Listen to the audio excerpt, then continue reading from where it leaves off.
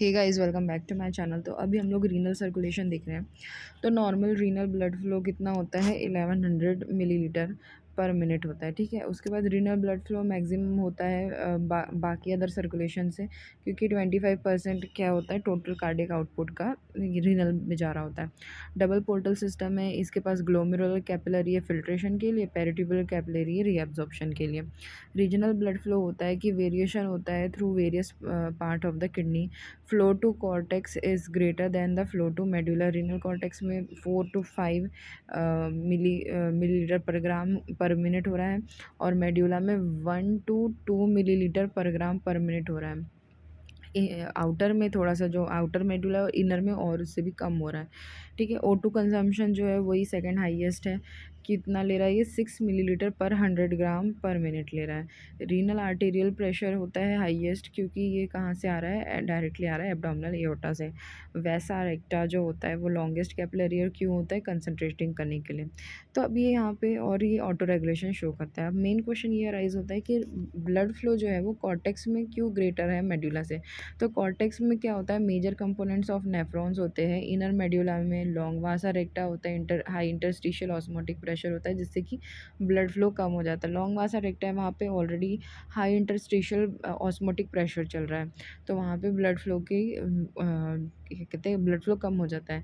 इसके वजह से क्या होता है कि हाइपरटोनिक यूरिन बनती है। अब रीनल ब्लड वेसल, तो ये फॉलोइंग ऑर्डर में फ्लो होता है ब्लड का किडनी में। रीनल आर्टरी में जाएगा interlobar artery, arcuate artery, interlobular artery, afferent arteriole, glomerular capillary, efferent arteriole, stellate vein, interlobular vein, arcuate vein, interlobar vein, renal vein. इस तरीके से इसको ये हमें क्या करना पड़ेगा? मेमोराइज करना पड़ेगा, इसको याद कर लेना। And renal vascular resistance changes with renal perfusion. The effect of changes in renal vascular resistance with constant renal perfusion दिया हुआ है। अब आते हैं regulation of renal blood flow पे। तो regulatory mechanism of renal blood flow, RBF में क्या क्या आता है? ऑटो रेगुलेशन, न्यूरल रेगुलेशन और हार्मोनल रेगुलेशन। ऑटो रेगुलेशन को क्या कहते हैं? इंट्रिंसिक मैकेनिज्म, एक्सट्रिंसिक मैकेनिज्म में दोनों आते हैं। इंट्रिंसिक मैकेनिज्म है ऑटो रेगुलेशन, और एक्सट्रिंसिक में आते हैं न्यूरल और हार्मोनल मैकेनिज्म। तो ऑटो रेगुलेशन बाय किडनी, जो रीनल ब्लड फ्लो है और जो GFR है वो रिमेन कैसे होता है? By wide range, over a wide range of renal arterial pressure. This occurs due to intra-renal mechanism known as auto-regulation. This is brought about by two mechanisms, myogenic and tubuloglomerular feedback. Myogenic theory क्या बोलती है? It is the ability of individual blood vessel to resist stretching during increase arterial pressure. यानी ये ability है हर blood vessel की कि वो stretch होने से बचती है जब हाई आर्टेरियल प्रेशर होता है। इस फिनोमेना को रिफर करते हैं myogenic mechanism of auto regulation of RBF। जब ब्लड फ्लो होता है किडनी में इंक्रीज, तो इससे क्या होता है कि स्ट्रेच होती है एफरेंट आर्टेरियल्स। ये जो स्ट्रेच होता है वेसल का, इससे क्या होता है कि फ्लो ऑफ कैल्शियम आयंस होते हैं from extracellular fluid into the cells. Extracellular fluid से वो फ्लो ऑफ कैल्शियम आयन अंदर आते हैं ब्लड में, ब्लड कैपिलरी के। जो इन्फ्लक्स होता है कैल्शियम आयन का, इससे क्या होता है? कॉन्ट्रैक्शन होती है स्मूथ मसल्स की एफरेंट आर्टेरियल के, जिसकी वजह से कंस्ट्रक्शन होता है और इंक्रीज होता है रेजिस्टेंस इन एफरेंट आर्टेरियल। इसकी वजह से क्या होता है? ब्लड फ्लो कंट्रोल हो जाता है। तो बेसिकली क्या हुआ कि एक तो जब inter arterial pressure, increase arterial pressure हुआ, तो इसके वजह से जो आर्टरीज हैं, जो इंडिविजुअल ब्लड वेसल्स हैं, वो रेजिस्ट करेगी कि वो स्ट्रेच ना हो। यहाँ प्रेशर बढ़ रहा है, आर्टरीज़ के बीच में प्रेशर बढ़ रहा है, तो ये जो चाहेगी कि ये स्ट्रेच ना हो। तो इसी रेजिस्टेंस को हमने बोला है myogenic mechanism of auto regulation. ठीक है, अब इसके वजह से क्या होता है कि पहले तो एक्स्ट्रा सेलुलर फ्लूइड में क्या हमारा कैल्शियम रहता है। अब एक्स्ट्रा सेलुलर फ्लूइड से कैल्शियम, जब एक्स्ट्रा सेलुलर फ्लूइड से कैल्शियम जो है वो चले जाता है सेल्स के अंदर, तो इन्फ्लक्स से क्या होता है कि जो कॉन्ट्रैक्शन होता है स्मूथ मसल्स का, हमारे आर्टरीज़ में यहाँ स्मूथ मसल्स होती हैं, वो कॉन्ट्रैक्ट करती है, तो इससे क्या होगा कि वेजो कंस्ट्रिक्शन होगा, यानी नैरोइंग हो जाएगी ल्यूमेन की। तो इससे क्या हुआ कि रेजिस्टेंस हो गया और ब्लड फ्लो को क्या कर दिया, कम कर दिया।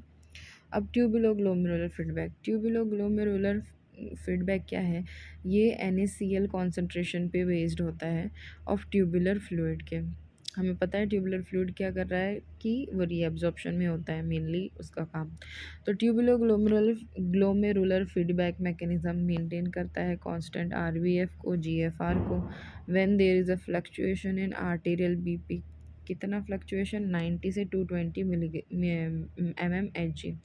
जो सिग्नल्स होते हैं from renal tubules in each nephron feedback to affect filtration in its glomerulus. तो जो सिग्नल्स आएंगे रीनल्स ट्यूब्यूल से वो कहाँ पे देंगे, ग्लोमेरुलस को देंगे। ये जो ट्यूबुलोग्लोमेरुलर फीडबैक मैकेनिज़्म है, इसके दो कंपोनेंट है जो एक्ट करते हैं GFR को कंट्रोल करने में। एक है एफेरेंट आर्टेरियल फीडबैक मैकेनिज़्म, एक है इफेरेंट आर्टेरियल फीडबैक मैकेनिज़्म। जब GFR डिक्रीज़ हो जाता है तो जो NaCl लोड होता है reaching the macula densa cells जो थी इज़ डिक्रीज। जब GFR glomerular filtration rate decrease हो गया है तो NaCl लोड भी क्या होगा, डिक्रीज़ होगा, क्योंकि NaCl का रीअब्जॉर्प्शन बढ़ जाएगा PCT में, है ना। हमें तो चाहिए कि GFR बढ़ रहे। तो मैक्यूला डेंसा सेल सेंस करेगी NaCl कंसंट्रेशन को ट्यूबुलर फ्लूइड में। डिक्रीज इन NaCl कंसंट्रेशन क्या करेगा, इनिशिएट करेगा एक सिग्नल को from the macula densa that has to effect. उससे दो इफेक्ट आएंगे। तो बेसिकली मैक्यूला डेंसा किसको सेंस कर रही है, NaCl को।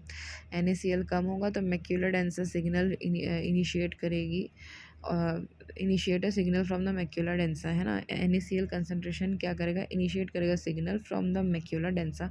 और उसके दो इफेक्ट आएंगे। एक तो यह आएगा कि it decreases resistance to blood flow.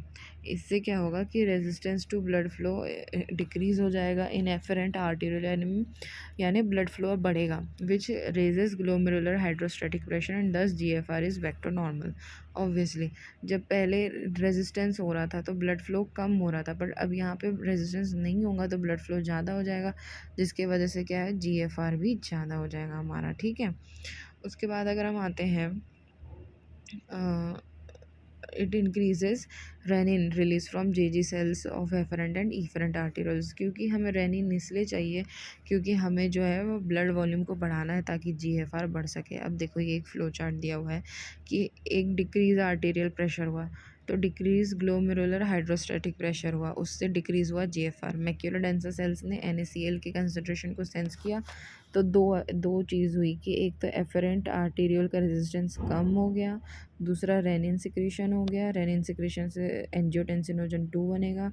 Angiotensin 2 जो है वो इफरेंट आर्टेरियल रेजिस्टेंस को बढ़ा देगा। तो जब इफरेंट आर्टेरियल रेजिस्टेंस बढ़ता है और एफरेंट आर्टेरियल रेजिस्टेंस घटता है तो GFR बढ़ता है, ठीक है। और इससे प्रॉक्सिमल NaCl रीअब्जॉर्प्शन ज़्यादा होगा।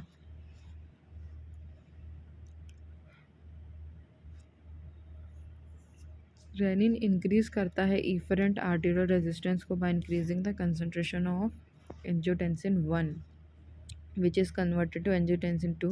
इसलिए फिर GFR और RBF नॉर्मल आ जाते हैं। ये था हमारा ट्यूबुलोग्लोमेरुलर फीडबैक और रीनल सर्कुलेशन। नेक्स्ट वीडियो में हम देखेंगे कि न्यूरल रेगुलेशन कैसे होता है।